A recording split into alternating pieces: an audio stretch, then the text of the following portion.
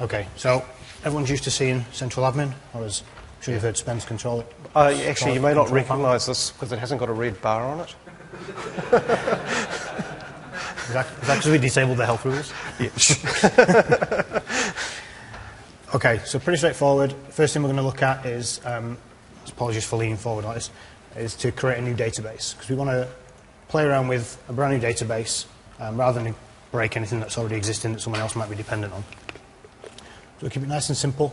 Go through the wizard. Obviously, you could do this through PowerShell or however else you decided to do it. We'll call it ISC. It doesn't matter what the name is. What session are we, 103? Yep, 103. 103. So it actually should be content ISC underscore. Okay.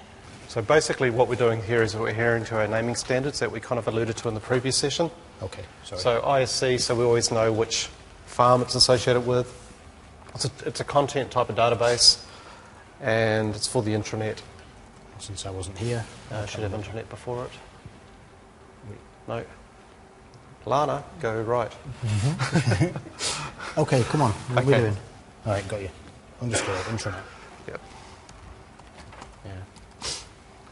No comment about blonde assistants.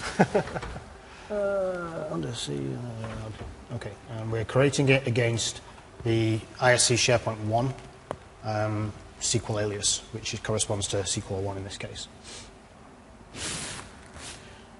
So at this point, I'm not going to configure a failover database server. I'll come back in and do that later. But what I am going to do, just to be sure that my site collection that I'm going to create actually ends up in this database, I'm just going to increase these limits just a little bit above the regular values. And of course, we're not using anything like the default values.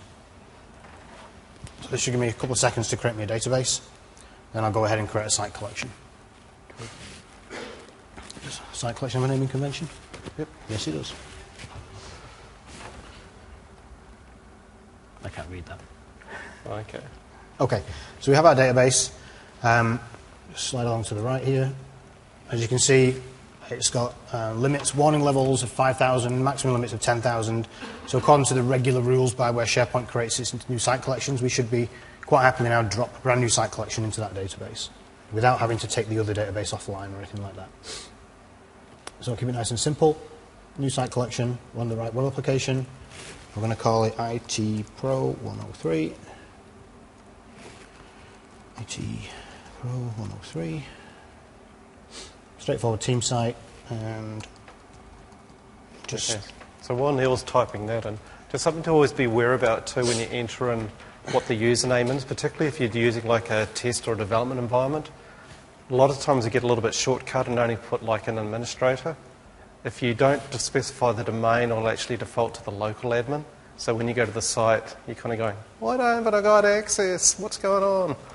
Okay, so as a general rule of thumb, whenever you go into SharePoint, particularly in the central admin, always specify the domain as well. Okay, can save a little bit of aggro.